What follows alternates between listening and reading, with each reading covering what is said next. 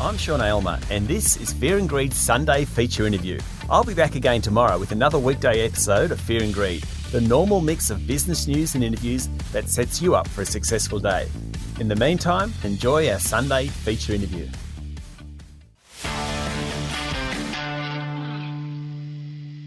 Good morning and welcome to the Sunday feature interview. No, you haven't hit play on the wrong podcast. This is still Fear and Greed, but it is not Sean Aylmer. My name is Adam Lang and I'm in the chair today for Sean. He'll be back tomorrow. I'm pleased to be with you today because the topic this morning is something critical to businesses that are looking to support their employees and colleagues during this incredible time. It's pretty clear that 2020 has been a year unlike any other. The scale of change is almost unbelievable. The way we greet people, the way we move around, the way we work. More than a third of the Australian workforce has been working from home since March, and new research shows that 4 out of 5 workers are struggling with aspects of the new work environment. And now, as people in different parts of the country slowly start returning to the office, we're entering a period where there's a lot of uncertainty. A mix of remote and office work as workers try to adjust to a new way of operating. It puts the spotlight firmly on the role of leaders in the workplace. The same research from the wellbeing lab that found 4 out of 5 people were struggling also revealed the rather shocking statistic that only 37% of workers felt that their boss expressed care in some form. Andrea Marlan is the National Manager of Solutions and Consulting Services at Drake International, a leading talent management solutions firm. And I'm delighted to say that Andrea is our guest today on Fear and Greed. Andrea, good morning. Hello, good morning. Thank you again for joining us. Now to the research. 4 out of 5 workers are struggling during COVID-19. What did the research suggest that they're struggling with? Is it the isolation, the lack of a work environment, or even uncertainty over their own jobs? Great question. And I guess I have to say straight off the bat, it's all of the above. I mean, everyone is travelling through this experience differently. I think, a single mother at home who's homeschooling a couple of children versus somebody who's living alone and perhaps is out of work versus a professional who's, in work and actually working 20% more than normal, because that's what statistics show us. And people have different traditional sort of support networks that people might be relying on has also changed. So, it's really all of those things that you've mentioned. I mean, I think mental health has really been the leading cause of struggle for people. Over 35.3% of those who are not just feeling bad but getting by or really struggling are experiencing mental health issues. But the other high ones in terms of our data say physical health is 23.1%. Managing money at home is another interesting one at over 20%. And then dealing with colleagues and clients in the new way of working is over 20%. So there's no one answer. Wow, they're massive statistics. I'm sure, like any research, those are some of the headlines. Have you been able to see some other key findings from the Wellbeing Labs report? Look, there are so many I'd love to share today, so I thought I would let's just highlight 2 to sort of kick off our discussion today. Sure. So one that really stands out for me is 6 out of 10 Australian workers reported feeling lonely and isolated at work. 6 out of 10? 6 out of 10. So studies, consistently show us that feeling lonely at work relates to lower levels of engagement, productivity, job satisfaction, organisational commitment, and then, of course, well-being. So this was particularly true for workers who started working from home during COVID. So workers who were really struggling were statistically more likely to feel alone and isolated at work, while those who were not feeling bad, just getting by, were more likely to sometimes feel alone and isolated at work. So I think that's a really interesting sort of factor that's stood out for me. And then I think the other one I just wanted to highlight for listeners today is just studies that have found that feeling safe to share struggles with others related to greater levels of engagement, performance, job satisfaction, and, of course, well-being. But unfortunately, 8 out of 10 every Australian worker still feel or continue to feel unsafe about sharing their struggles at work. Wow. So I think, those are just 2 highlights I wanted to share with listeners today because they just really stood out for me in terms of the research. Do you think they are more pronounced due to the timing of this survey to previous surveys, or do you detect that there's also some trend in that? I think they are more pronounced now. I think there's certainly factors that impact wellbeing generally, but they are amplified in this environment. Right. Amongst all of those statistics, there's some more really interesting points. 7% of staff say they feel like they're thriving during this time, only 7. But maybe there's some things that we can all learn from that. Is there anything that sets these people apart? Is it the roles they have, where they are? You know, were they independent workers to begin with? Are there any factors that we can glean from that and learn from? Yeah, so it's interesting you say 7% were consistently thriving. So that is actually, it's a reduction of about 50% from where we were in 2019. So it was up at 14.9% then. And the number of workers who have reported that they are not feeling bad, just getting by, has increased by 8.4% from December to August. So this might sort of suggest that despite reporting high levels of thriving in good times, when struggle escalates for people, workers who lack resilience to live well despite struggles, because let's admit, struggle, we all have struggles from time to time, their performance diminishes quite quickly. So I really think what we do makes a huge difference for ourselves and for others. So because our wellbeing is so interconnected with the me, we and us of how we live, so our pathway to wellbeing is different for all of us. And I think I've talked about amplifiers before on this call, and so I just wanted to highlight those for people again today. So really the wellbeing amplifiers are, the A is our ability, so at the tools, skills and resources that we have. The M stands for motivation. So really taking responsibility for your own wellbeing. So that's a critical part of wellbeing. And then the psychological safety piece. So I've talked about that, I think, earlier about being able to share struggle and those sorts of things. That's just such a critical piece of being able to live well despite struggle. The me, we and us, is that about how people feel about the work they do? Could you just drill into that a little bit more? Sure. So the me is, so it's really about how you approach wellbeing. So there's at the me level, so about you, and then there's at the we level about your team, and then there's at the us level, the organisational level. So we really need to address wellbeing at all of those levels and take responsibility at each level. So it's not enough just to say it's the organisation's responsibility. You as when you show up for work, you need to take some accountability for your wellbeing also. Right, got it. So going back to something I covered in the introduction, only 37% of people felt that their boss expressed care in some form. We hear a lot of stories about companies going out of their way to make sure employees are informed, communicated with and looked after during this time. But clearly that's not the case everywhere. Did that figure surprise you? The figure, how high it was, surprised me. That factor does not, because we know that studies show us that is one of the greatest impacts on worker wellbeing. So and our data confirms these findings. So that's not an unusual finding. It's just that the number is quite high. And I guess what I'd like to share with listeners today, whilst people perhaps are doing it, it's around the consistency and authenticity of how you show care, compassion, appreciation for your workers. So it is not enough to put drinks on Friday and expect I'm doing a great job and now my people are going to have wellbeing if you are a tyrant from Monday to Thursday.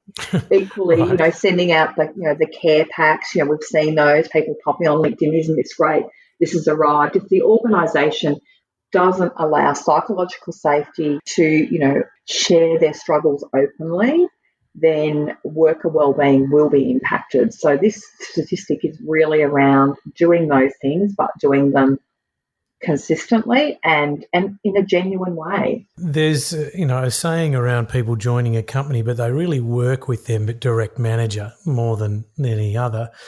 Do you think this goes to those direct managers not really seeing the role modelling of care from the organisational level as it comes through, and that's what they end up showing to their frontline staff?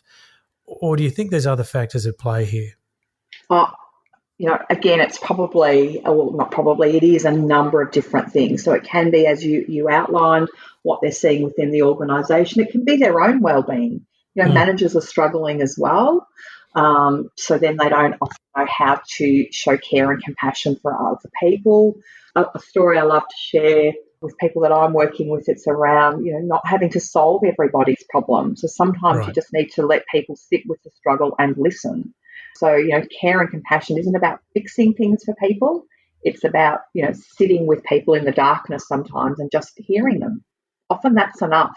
Sometimes just being there is enough. Sometimes just being there, absolutely. So in terms of the clients that you work with at Drake, what are some of the challenges that your clients are experiencing right now in them supporting their staff wellbeing?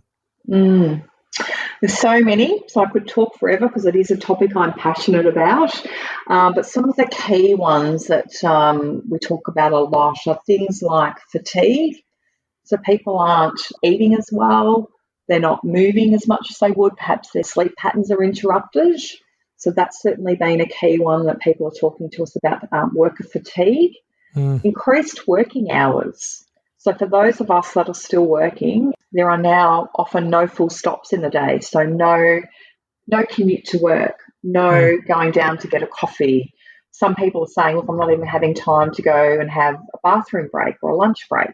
That's really impacting people's well-being.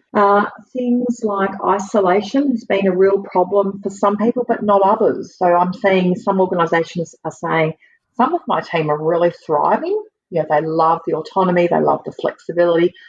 Others who are perhaps more extroverted are really struggling at these times. And then the last one would be just around relationships, just how people are interacting, how they are showing care and compassion is more challenging to do it remotely as people are working from home. So those water cooler check-ins are not as easy to do when you're working remotely. So managers are struggling with, well, how often do I ring? Do I ring every day? Do I ring twice a day? Do I ring 3 times a day? Like how do I actually show that I'm caring for my team? Expressing care in the way that people want to receive it, not just Correct. the way you think it should be given. If you could summarise some tips for our listeners now, what should managers be doing to support their staff, especially at this time? If you think about well-being, every interaction you have with somebody is either filling their tank or detracting from it. So I like to think of every interaction you have as a well-being intervention. So whether or not you're talking about well-being, whether or not you're ringing someone to check in, whether you're having a meeting, all of those things impact a worker's well-being. So every interaction you have with someone, have it with a wellbeing lens. That will certainly help your teams. Pick a lane. Consistency and positivity, as we talked about, care, compassion, gratitude, appreciation is key when it comes to high impact leadership that supports the wellbeing and performance of people. And it actually costs nothing. So lots of people say to me, look, we don't have budget at this time for wellbeing interventions. That costs you nothing. So if nothing else, please do that. And then I think just, everybody's wellbeing needs are unique. Different people are experiencing these challenges at the moment in different ways. So we need to respond in different ways. So different people will need different types of support. And then finally, I think in terms of managers, and I might have mentioned it before, we do need people to take accountability for their own wellbeing. So as a leader, taking on everybody's issues is not necessary or isn't a great thing. So supporting people, I think I talked about the amplifiers, so the A being the ability, so increased ability to manage their own wellbeing is a big thing leaders can do. Oh, look, I think that's great advice. If I could summarise, really it begins with being accountable for our own well-being. Second would be consider every interaction through a well-being lens. And then I think a couple of the expressions you used around care, compassion, gratitude, appreciation, and feeling about that, the me, we and us, So I think really starting with, accepting accountability for our own well-being and using that as a vehicle to express care to each other. I think that's terrific advice. What about as people start to transition back to the office, and hopefully we'll start to see some of these changes, some of these restrictions loosen soon around the country, does the role of the manager or the leader change? Look, I actually don't think it does. I think having a wellbeing lens should be front of mind for all leaders and managers everywhere, regardless of where people are working, whether they're working remotely or working in the office.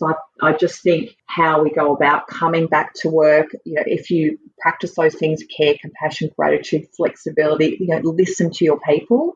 That would be another tip I would be giving leaders at that point in time. Ask them the question. Don't assume they're nervous about coming back. Don't assume they want to stay at home. Everybody, again, will experience coming back to the office in a different way. So it's just about listening to your people. But the things I've talked about in terms of worker wellbeing remain true regardless of where people are working. Yeah, great. Look, sometimes good things can come out of these challenges. Do you think COVID-19 will be the catalyst for change in the way that we think about welfare at work? I actually do. I really do. So, studies have shown us that when workers have higher levels of wellbeing, they're 125% less likely to burn out, 29% more likely to be productive, 46% less likely to experience unhealthy days or sick leave days. Those stats were always there. So I think, getting this now on the agenda of boards and executives has been helpful, and hopefully it remains there so that organisations can see the performance and capability uplift that you get when you have a healthy, wellbeing workforce that's engaged with what they're doing. Really back to Drake International and the core of your work, a lot of what Drake International does is improving workplace productivity by putting the right people into the right roles. We know that unemployment will likely climb significantly higher once JobKeeper finishes. How are you seeing things at the moment for job seekers? Are there any opportunities out there? There actually are quite a lot in the regional areas as well. So it's definitely been challenging times, but we are starting to see things opening up. Victoria is lagging a little bit, but as I do talk to my colleagues, we can start to see light at the end of the tunnel, both for professional workers and for unskilled labour. So in fact, sometimes we struggle to find people for roles that we have. So I continue to encourage people to not lose hope, to really open their mind to transferable skills. We've seen some great stories about pilots reskilling, different people thinking about the skills that they have and other jobs that they could do. There are definitely opportunities out there for people, and I remain really optimistic about the future. So in short, for anyone interested, get in touch. Absolutely. Andrea Marlan, thank you very much for joining us on Fear and Greed this morning. Thanks for having me. That was Andrea Marlan, National Manager of Solutions and Consulting Services at Drake International.